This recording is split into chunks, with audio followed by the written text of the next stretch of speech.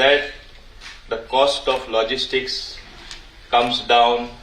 We have more things which were not in place, and how we are optimally going to use the resources that are there with us, and how we are going to optimize that. As I was just going through some bullet points, yes, certain things have happened. You have just signed a tripartite agreement between to have a center of excellence for logistics with the various stakeholders who actually matter, including the Goa government. Then you have ULIP. Then you have, of course, the Gati Shakti along with the master plan alongside our Goa government. I think all this will go a long way in building the logistics for our beautiful state of Goa. But we must realize that Goa is really blessed in the sense that we have 2 airports now. We have really good connectivity in terms of road. Maybe we have a small bottleneck which in 2 years time down the line, even that will be over, like near Kokero, connecting the highway. There will be a little choco block there for some time. But otherwise, if you look at the general infrastructure that is available, I think things are improving. I hope even as far as MPA is concerned, our Murmugaon port, in due course of time, we will be able to utilize it to the optimum level. I was just privy to something which was deliberated before I came here. Swati was telling me in terms of certain berths being tendered for privatization, in terms of, I hope the crane problems also are being solved and in a short time.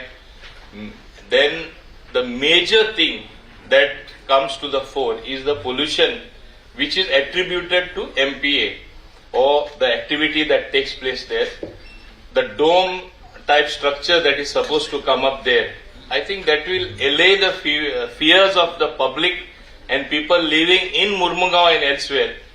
And in the long term, as you know, it is a win-win situation for everyone, because there will be no flying of coal or other thing which is a wastage.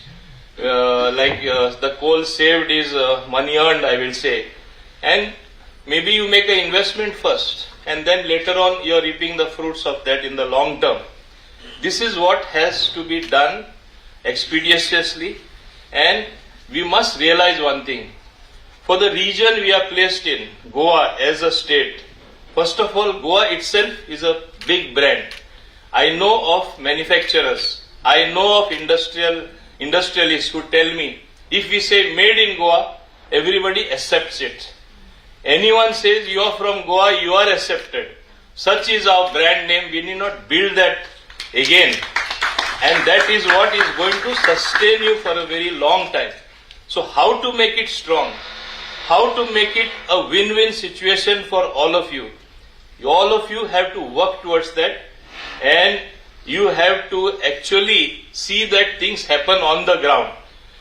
We cannot be found lagging behind. When we talk in our country of a 5 trillion economy or even a 7 trillion economy for that matter by 2030, are we working towards that? Are we anywhere near Goa as a state? I must say one thing, and I must compliment all of you as well, captains of industry.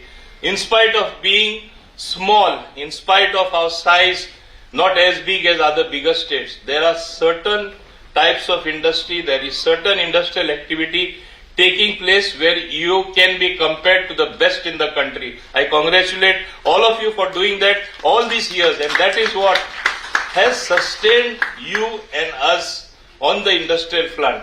It's not that Goa is only a tourism state. Goa is only known for tourism. Tourists come, go, enjoy and go. No. We have got some good industry in Goa, and with our new policies, the new industrial policy, whether it is the warehousing and logistics policy, I think this is going to, and the new Industrial Development Corporation, We are in fact shortly going to launch our portal as well, e-portal, wherein everything will be online, simplifying things. So lot of things have changed, I think, in the last couple of years, especially in the last 1 year, which is going to strengthen the ecosystem for industry, for you to work better, a positive atmosphere, and that is what actually matters. Another thing, while talking about logistics, I want to factor in, I have spoken about this earlier, when projects are conceived, many times it so happens that once the project is complete, you suddenly realize there are no local people available for employment. And then when you advertise, you don't get people here. Then you advertise outside the states, which creates problems for you, for us as well. Let that be part of the planning process. Let that be part of the project report, where you know what is going to be your manpower, where it needs skilling, where it needs people to be trained, how you will be able to make Goans employable in your unit coming up. It is going to be a good situation. Otherwise, there is a feeling in Goa, as you all know it, that whatever big industry comes, they will get all people from outside, other states, and we are lost. This social tension should not be allowed to build any further. Slowly it is developing. We have to see that we allay those fears. It is up to you to factor this particular point. In fact, our main logistics of managing the youth of Goa, or the thing what comes from there, is as to how you have to promote the perception that industry is there for you. Industry is there to generate economic activity. Industry is there to build up our economy, our finances. Industry is there to give you employment.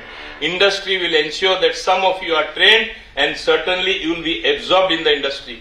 This helps industry as well. First of all, you don't have to provide them accommodation, which is very expensive. If you get people from outside, you have to give them accommodation. Then they have to travel to their place of work. And with the newly introduced policy, which I was just talking with Swatika Sachan, who is my industry secretary, she is also here.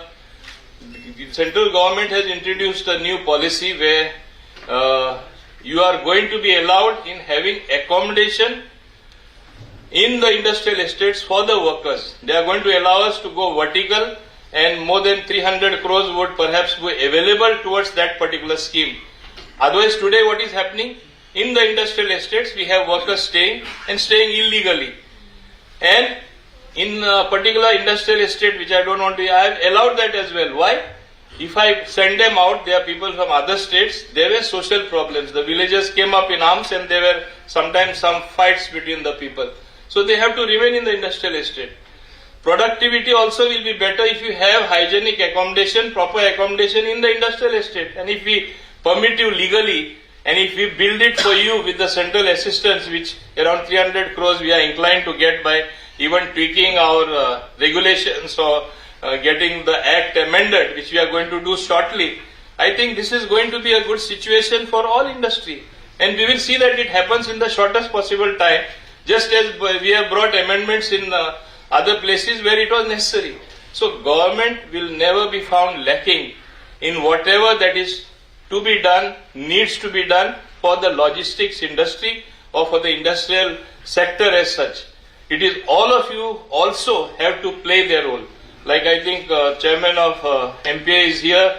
It is how quickly and how soon he is going to make those facilities available for getting containers inside, containers coming, going, because what I hear and the inquiries that we get in IDC, so many people want to build up warehousing, so many people want the logistics industry to move in a big way, and we are so happily located, strategically located. I think this is going to go a long way, so that your actions and your steps that you take fructify into actually industry prospering. I hope that all of you will play your due role in seeing that this happens. As far as the government is concerned, I am again reiterating what type of manpower, what skilling, which technical institute, what courses need to be introduced.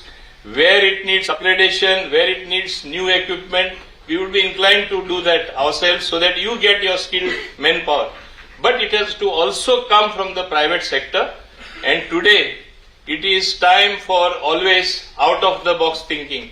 Normal functioning, normal inputs that you get as a matter of course is not going to help us move forward. It is out of the box thinking that is required. It is new thinking that is required, a new awakening.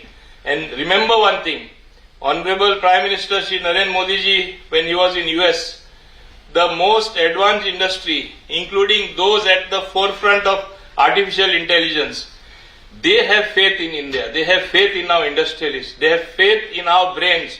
They have faith in our thinking and our perception about the future as to where we are going to reach with awesome steps that the central government is taking. Even they have an idea that India is surely going to grow and grow big, surpassing even China at some point of time. We have the capacity.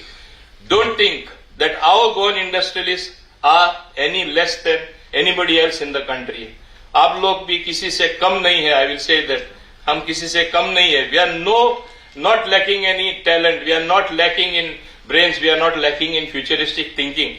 Only we have to get into the groove to think that Goans normally were called sushegat, means way laid back, enjoy, do that much only, have a drink, relax. No, these things have changed. Though they are enjoying more, I will say going abroad, going here, there, which should happen. Life is that way. It has to be there. Work hard, work to your fullest potential, deliver, and then enjoy. That should be our life. In fact, that's why that new tagline I have introduced in industry when I used to go everywhere to call industrialists, come and invest in Goa, in the various chambers of commerce, in CII meeting.